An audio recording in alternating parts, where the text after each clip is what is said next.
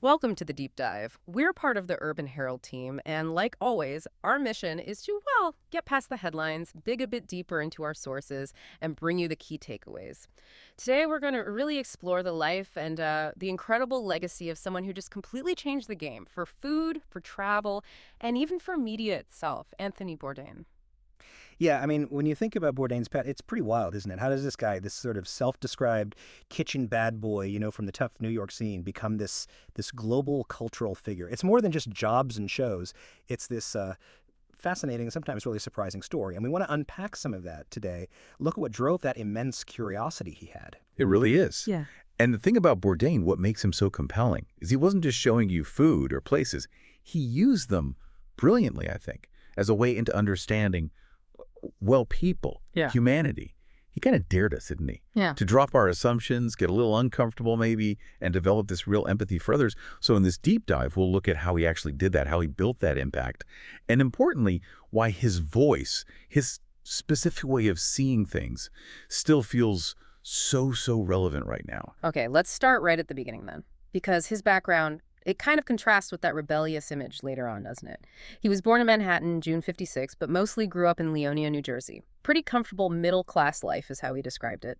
His dad, Pierre, was an exec at Columbia Records, French background, and his mom, Gladys Saxman, was an editor at the New York Times, which, kind of funny, turns out to be pretty key later on. Mm. And he mentioned, despite his dad being Catholic, his mom Jewish, God wasn't really a topic at home. Right, and within that sort of normal upbringing, you have this almost legendary moment, the spark for everything food-related for him. He goes back to a family trip to France when he was just a kid. He's on this oyster boat, right, with a fisherman, Monsieur Saint-Jean, Hmm. and his parents, his brother. They kind of shrink back from this fresh oyster. But young Anthony, he goes for it. Ah, the famous oyster story. Exactly, and how he described it. Tasted of seawater, of brine and flesh, and somehow of the future. It wasn't just taste, he called it attaining glory, like this raw, immediate connection. That one moment, he said, that set his path in food culture, way more than any fancy school could have. Wow, that's quite an origin story. Almost sounds, yeah, like an initiation. But before he really jumped into the kitchen life full time, there was a bit of a detour, right? Academia. He dated Nancy Putkoski, his bad girl, from a druggy crowd, as he put it. Even left high school early to follow her to Vassar College. Right, Vassar. Didn't last long, though. No, just 2 years. And then that summer job as a dishwasher in Provincetown, Massachusetts, that's where it clicked. He talked about just being instantly drawn to the whole scene, the swagger and camaraderie amongst cooks. That rough, real energy just grabbed him way more than lectures. Yeah, you can picture it, that raw energy. And that pull towards the realness of the kitchen, it pushed him onto what he called his strange climb to chefdom. So he ditched Vassar, enrolled at the Culinary Institute of America, graduated in '78, and then it was trial by fire in New York City, places like the Rainbow Room, the Supper Club, 1 Fifth Avenue, Sullivan's. He worked his way through some tough kitchens. Definitely paying his dues, learning the ropes, soaking up that whole intense culture. Which all kind of leads up to Brasserie La Halle in 1998. Yes, that's the big one in his chef career. Yeah. Executive chef. Classic French brasserie stuff. Escargot, foie gras, steak frites, you know the deal. And he joked about it, saying he just got to swan around the kitchen, taking credit for others' work. Classic Bourdain deflection. Yeah, sounds like him. But Les Halles was really his base, his lab almost, where his ideas about food and telling stories really started cooking. He loved that it was a place, he said, where you can dress down, talk loudly, drink a little too much wine, and have a good time. Unpretentious, authentic. That's what he was always about, wasn't it? Totally. And he stayed connected as chef at large until 2014. That really helped build that image, the celebrity chef who still, grounded in the grit of the kitchen. It's amazing how that same raw energy then fueled this whole other career writing, which seems to have come out of nowhere almost. Apparently, he was sending stuff unsolicited to a small literary mag called Between C and D way back in the mid-'80s, already had that kind of raw, unfiltered style. He even did a workshop with Gordon Lish in '85.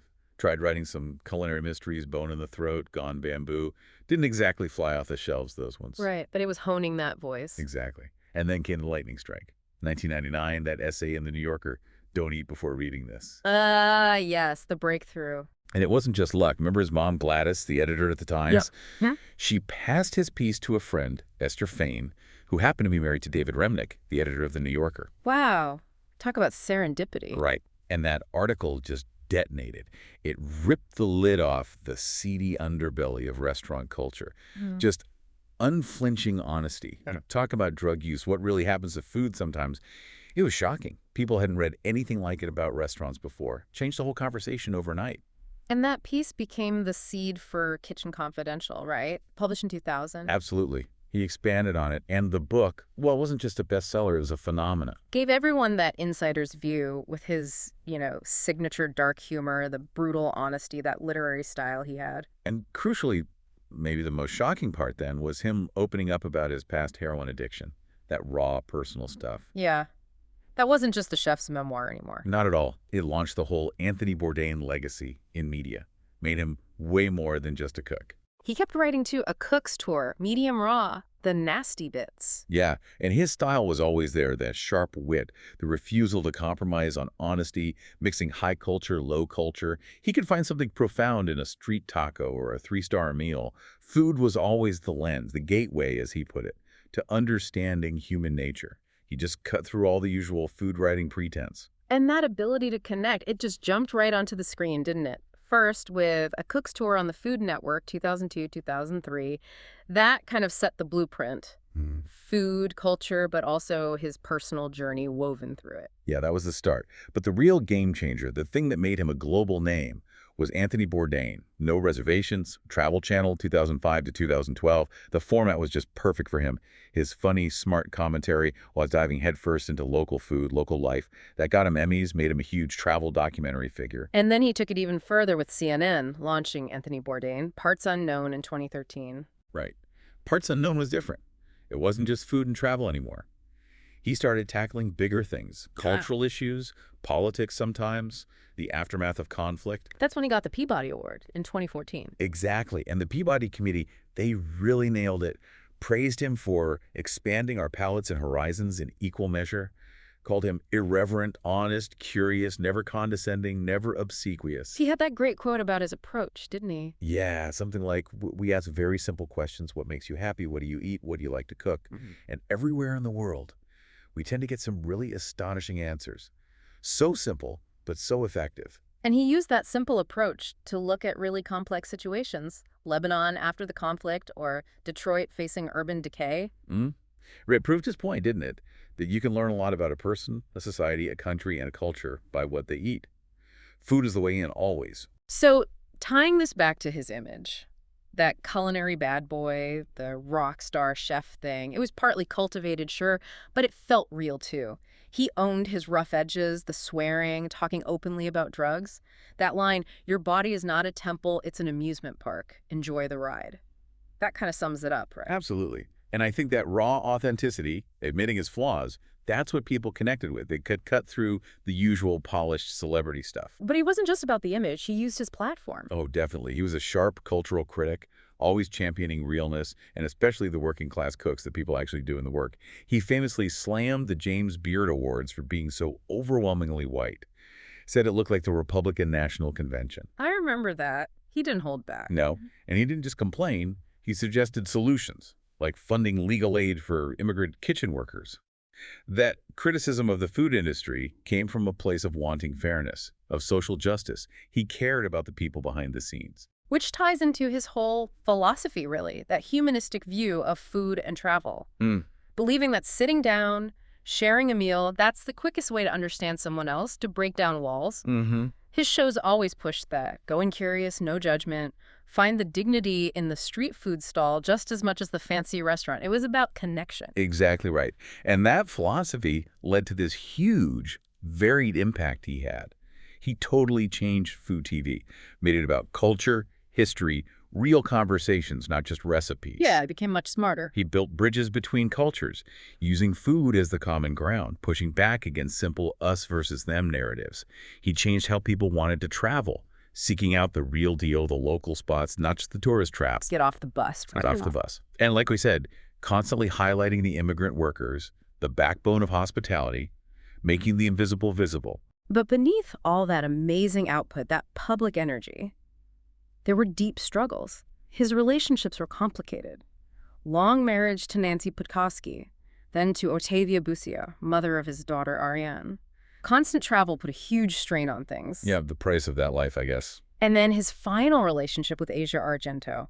Plus, he was always incredibly honest about his past heroin addiction, how lucky he felt to have survived it. But also clearly ongoing battles with mental health. Those final text messages that came out, Yeah. they're just heartbreaking. Telling his ex-wife, I hate my fans too. I hate being famous. I hate my job. I am lonely and living in constant uncertainty. It's incredibly raw. And sadly, that openness, even in private, became part of this bigger, vital conversation about mental health in media. Which brings us to the end. June 8, 2018. He was filming Parts Unknown in France. In Kaisersberg, yeah. His friend, Chef Eric Rippert, found him in his hotel room.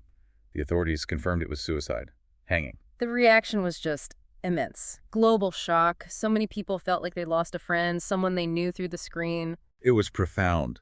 And tragically, it happened just after Kate Spade's suicide. Research actually showed a noticeable spike in U.S. suicide rates, right after about 4.8% overall, but specifically a 14.5% jump in suicides by hanging. Wow. It really highlighted the difficult reality the ripple effect celebrity suicides can have, pushing mental health in media and public health concerns right to the forefront. And then after his death, he kept winning Emmys, even for writing, which had somehow always slipped away before. Kind of a bittersweet validation. Definitely. Which, in a way, leads to this other complex part of his legacy, the controversy around the Roadrunner documentary. Ah, the AI voice. Right. Yeah, Morgan Neville's 2021 film used AI to generate Bourdain's voice for a few lines where they didn't have recordings, and that caused a huge uproar. People questioning consent, authenticity, really deep AI ethics questions for documentaries. Can you do that? Should you? Critics felt it broke that trust between the filmmaker and the audience, especially without his permission. Exactly. And it sparked real debate legally and academically. Like, are current laws about using someone's likeness or voice after death enough now that technology can do this? It makes you think about truth and representation in a whole new way. It's a tricky one, but that whole debate almost underscores how significant his voice, his actual authentic voice, was. Regardless of that controversy, the Anthony Bourdain legacy is just undeniable, isn't it? He changed the landscape of food and travel media. Full stop. Absolutely. He didn't just influence others. He demanded a more honest, more connected kind of storytelling. Changed how we think about travel. Championed the unseen workers. His impact is huge. So wrapping up this deep dive with the Urban Herald team, we're looking at this incredible figure. Celebrity chef, yeah, but also this amazing writer, this cultural commentator who used food to understand everything about us. I think what made him truly special, beyond the talent and the charisma, was that relentless curiosity. That core belief that just sharing a meal could open up the world. Yeah. And, in our world now, which feels pretty polarized, pretty disconnected sometimes, his message about openness, empathy, just trying to connect with people, it feels more urgent than ever. It really does. He showed us that curiosity, respect, they can take you anywhere. And the biggest journeys, maybe they start just by sharing some food with a stranger. So maybe the thought to leave you with is, what stories, what connections could you find if you approach things with just a little bit of that Bourdain-style fearless curiosity? Something to think about. Thanks for joining us, the Urban Herald team, on this deep dive. We hope you keep exploring, maybe with a bit of his spirit in mind.